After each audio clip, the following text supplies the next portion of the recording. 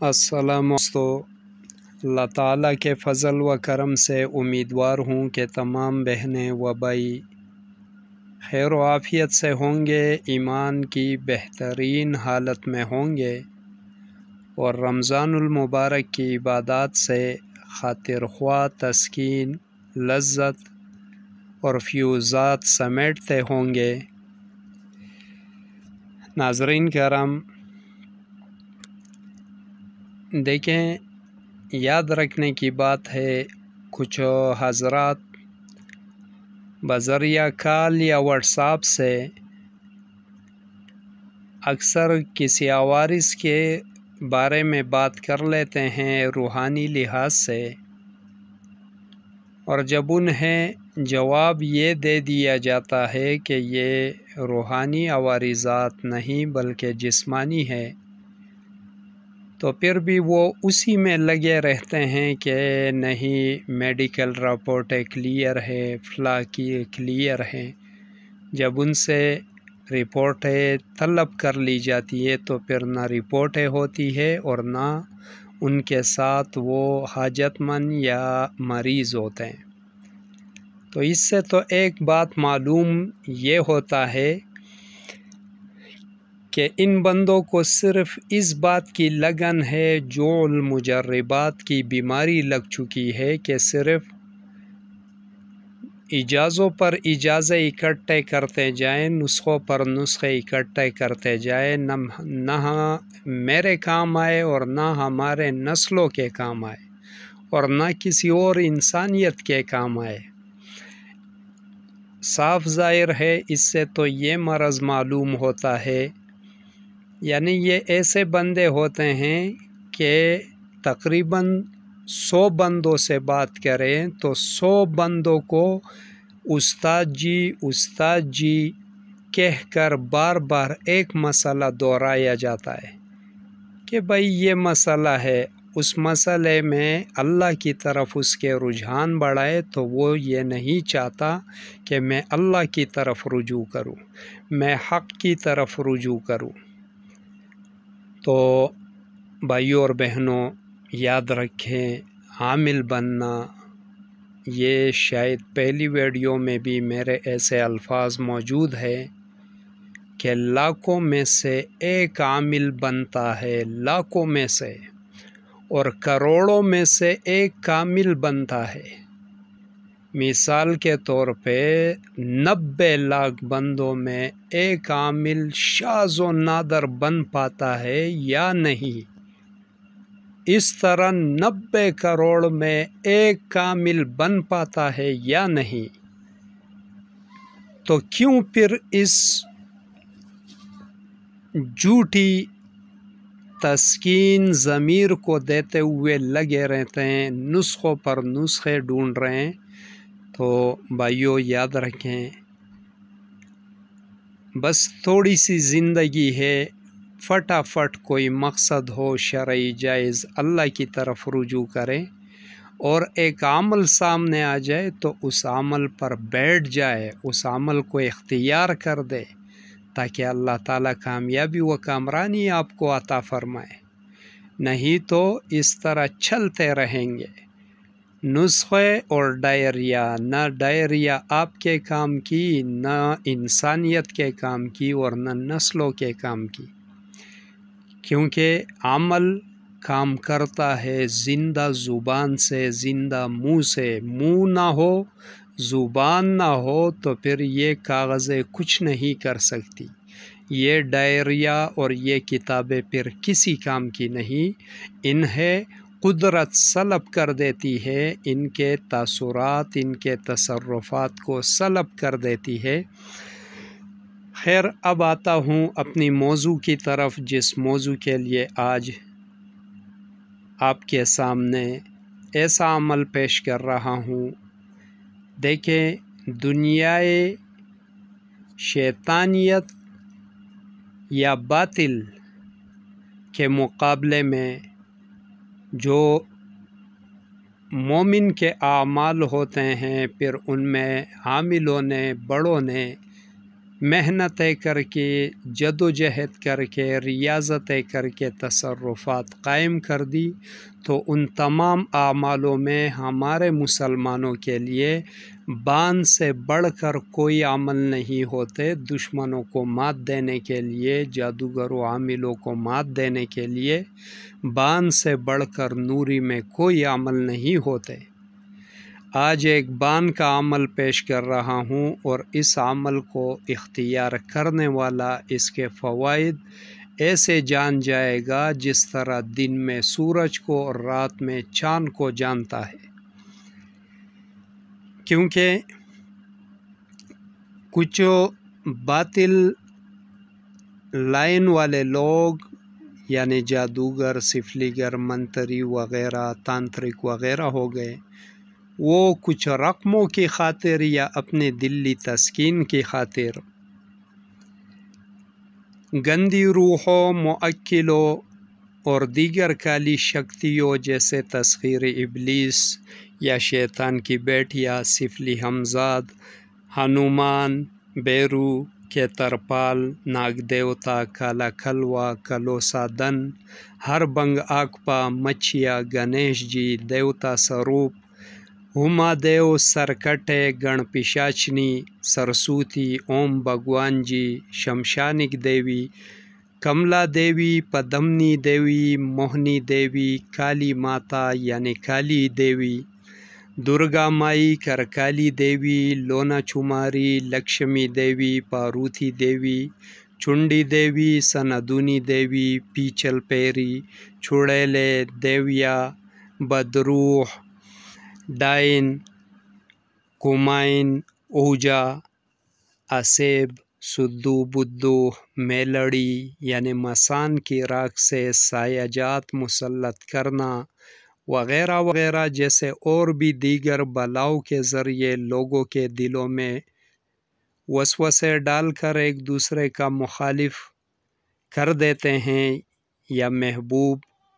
کر دیتے ہیں، یا نافرمان کیا ہو، یا گریختہ و در بدر جائے مقام کیا ہو، یا دب و امراض خبیثہ بنیت بغض، حسد و کینہ کر دیتے ہو۔ اسی طرح یہ بان کے اعمال توڑ کے لحاظ سے سحر، سفید جادو، پیلا جادو، کالا جادو، سحر تفریق، جنتر منتر، تنتر، ڈائیا، اگوری ڈائیا، ذکری ڈائیا، وقتی ڈائیا، مزمن ڈائیا، بانمتی کا جادو، کھوڑیا جادو، ستاروں کا جوگ، اوم منتر سدھی یا اوم منتر سادھنا کے ماہر نے عمل کیے ہو کسی پر، اوم بھگوان کے ماہرین نے کچھ کیا ہو، ڈائن، کمائن، اوجا، تانترک عاملین، سفلی بازوں و جادوگروں پر ایسے نوری بانوں کو چلایا جاتا ہے، اور اس بان کے ذریعے سے جادوگر کا قلہ قمہ بھی کر دیتے ہیں، اور ان کے اعمالوں کو مریضوں پر سے ہمیشہ ہمیشہ کے لیے اٹھا دیا جاتا ہے، یعنی ختم کر دیا جاتا ہے، اور اسی بان کے ذریعے سے ان کرنے والے یعنی عاملین، جادوگر، سفلیگر، ان پر ان کے وار پلٹ دیے جاتے ہیں۔ تو آج جو بان کا عمل پیش کر رہا ہوں ناظرین کرام، اسکرین پر پارہ نمبر 30 کلام اللہ شریف کے سورہ لہب، تبت یدا ابی لہب و تب، اس صورت کا عمل پیش کر رہا ہوں۔ اس کو پانے والا بڑا خوش نصیب، بہت بڑا کامل اور بہت عظیم حصار کا مالک عامل بنے گا۔ ناظرین کرام، طریقہ کار اس کا یہ ہے کہ سورت مبارک کو تو اسکرین پر بھی آپ کو واضح نظر آ رہا ہے، پر پھر بھی کلام اللہ شریف میں دیکھ کر بخوبی اسے اتنا ورد کر دیا جائے کہ گردان میں آ کر یہ حرف بحرف رٹے کی طرح حفظ ہو جائے۔ اس کے بعد ناظرین کرام، کسی بھی دن سے یا نوچندی شب جمعے کو بعد نماز عشاء بنیت زکوٰۃ بان کے 313 مرتبہ 21 رات مکمل یکسوئی سے اور تنہائی کی جگہ پر، چاہے علیحدہ کمرہ کیوں نہ ہو لیکن اس میں کوئی آئے نہ جائے، اس میں اس عمل کو اختیار کر دیا جائے، اور متواتر 21 رات اس طرح اس عمل کی پڑھائی کرنی ہے۔ جب 21 رات مکمل ہو جائے تو اللہ کا شکر بجا لائے اور کچھ صدقہ دے دیا جائے، کچھ شیرینی یا کچھ رزق روزی گھر میں خیرات کی نیت سے پکا کر آس پڑوس میں بھی تقسیم کر دیا جائے۔ اب مرحلہ آتا ہے، ایک مریض ایسا آیا جس پر حقیقت میں کسی نے کسی بھی ماورائی مخلوق کا حملہ کر دیا ہو یا مسلط کر دیا ہو، یا اس مریض میں عوارضات روحانی کو مسلط کر دیا گیا ہو، تو اس کی کاٹ اور پلٹ جادوگر یا سفلیگر پر واپس پلٹنے کے لیے اب آپ نے ایسا کرنا ہے کہ دیکھیں ایک فولادی چوری جس کا دستہ بھی اسی لوہے کا ہو جس لوہے سے نیچے چوری بن گئی، تو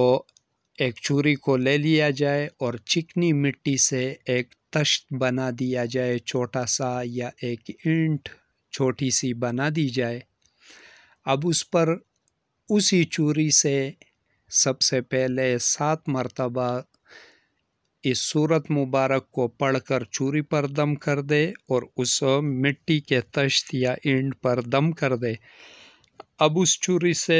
اس سورت مبارک کو پورا لکھ دے، مائے اعراب لکھ دے، اس کے نیچے اس کرنے والے کا نام آپ نے ضرور معلوم کرنا ہے، اس کا نام لکھ دینا ہے، مقصد لکھ دینا ہے۔ اس کے بعد اس اینٹ کو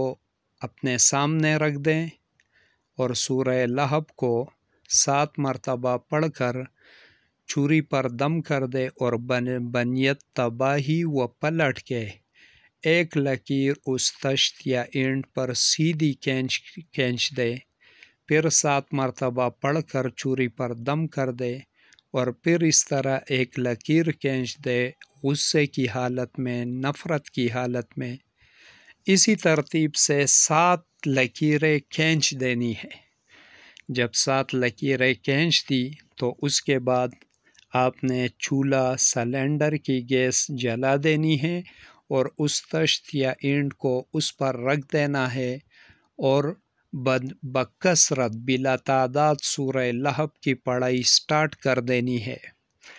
جب اینٹ یا تشت اچھی طرح سے گرم ہو جائے تو اس کے بعد نیچے اتار دیں۔ تھوڑی دیر کے بعد کسی کفن کے کپڑے میں اسے لپیٹ کر قبرستان میں دفن کر دیں، ایسے قبر کے ساتھ جو قبر حادثاتی موت سے واقعہ ہو چکی ہو، یعنی خون کی حالت میں اس مردے کو دفن کر دیا گیا ہو،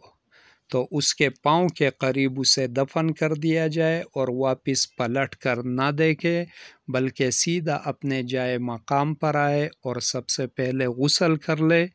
اس کے بعد دنیاوی اور معاملات کے ساتھ اپنی زندگی گزارے۔